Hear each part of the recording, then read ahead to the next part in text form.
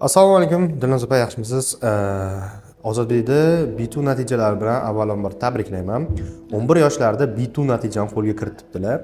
O'zi qanday qilib bizani maktabda eshitdilar? Qanday qilib bu maktabga kelib qoldilar? Qanday qilib ingliz tiliga qiziqib qoldilar? Shu haqida ozgincha ma'lumot berib ketsangiz. Assalomu alaykum. Biz bu maktabga qiziqishimiz ikkalamizda ham bo'lganda, biz mana shu maktab yonida yashaymiz, yaqin. Do'konga kelganimizda o'g'lim shu ingliz tiliga qiziqishini, matematikaga qiziqishini aytganda, shu maktabga demak sen o'qishing kerak degan bizda maqsad bo'lgan. Bizga shu maktabga kelib o'qishga imkon yaratib bergan uchun avvalambor maktab direktoriga kattakon rahmat aytaman.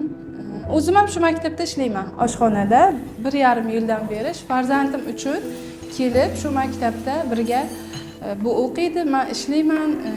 Men shu bolamni kelajakda yaxshi inson bo'lishi uchun shu yerdamiz.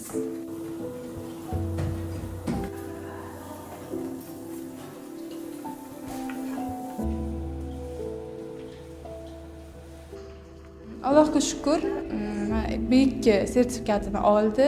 Yuzimni yorug' qildi. O'zi ham juda xursand bo'ldi. Xursandmiz. Rahmat hammaga, maktabdagi hammaga rahmat aytaman. Eshitishim bo'yicha Dilnoz opa, shu maktabdagi oilangizni yarim qismi shu maktabda farzandingiz o'qish uchun ajratilar. Shunday, xuddi shunday. Nima turtki bo'ldi sizga aynan shu qadamni qo'yishga? Men o'ylayman, mana davlat maktablarida men bolam juda ham tortinchoqda, qo'shiluvchan emas. Ko'rinmaydi. Masalan, 30 ta, 40 ta bola bo'ladi. Davlat maktablarida bolangizni alohida e'tibor bo'lmaydi. Lekin bu maktabda shuni bilaman, tortinchoq bolami, e'tibor borda, har bir bolaga alohida e'tibor beriladi. O'zim shu yerda bo'lganim uchun ham shuni bilaman. Menimcha shu narsalari ham menga ana bo'lgan. Xo'p, rahmat endi uchun. Hozirda yana birorta ezgu tilaklaringiz bo'lsa aytish mumkin bo'lgan so'zlaringizni. Men maktabda hamma bola taniydi, bolalarga aytmoqchiman.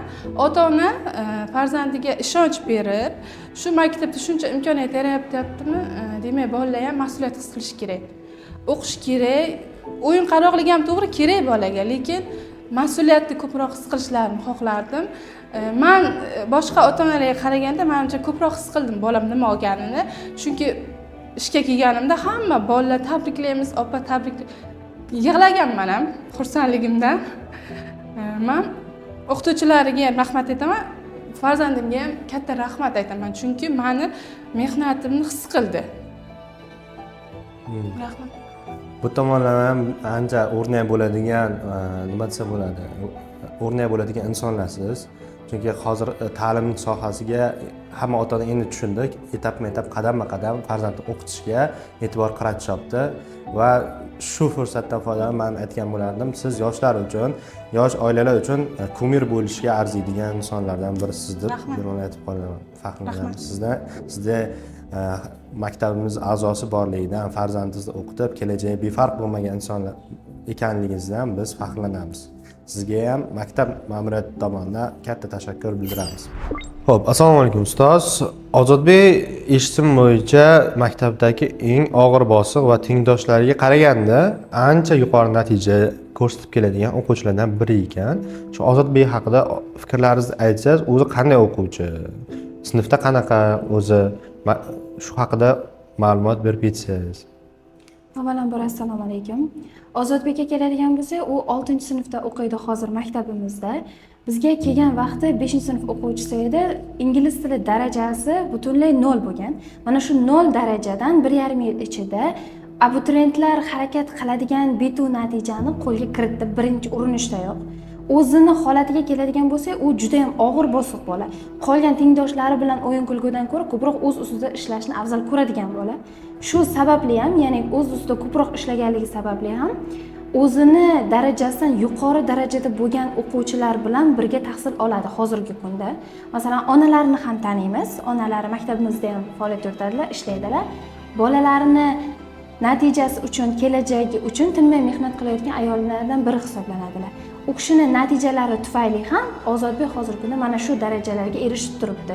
6-sinf o'quvchisi uchun bu darajani qo'lga kiritish to'g'risi quvonarli hol bo'lganligi uchun ham maktabimiz faxrlanadigan o'quvchilardan bittasi hisoblanadi.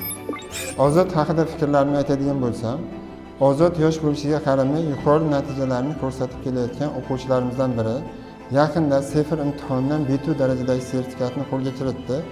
To'g'risi katta yoshdagi, ya'ni 16, 17, 18 yoshdagi o'quvchilar qo'lga kiritish kerak bo'lgan natijani Ozod 11 yoshda qo'lga kiritdi va o'z tengdoshlaridan bir qadam oldinga o'tib oldi desam, xato bo'lmaydi. Bu natija bilan Ozodni oila a'zolarini tabriklayman. Ozodni mana shunday natijaga erishishga o'z hissasini qo'shgan ustozlarimizga o'z minnatdorchiligimni bildiraman va bizni kuzatishda davom eting. Ozodga o'xshagan iqtidorli yoshlarni ko'plab chiqarishga harakat qilamiz.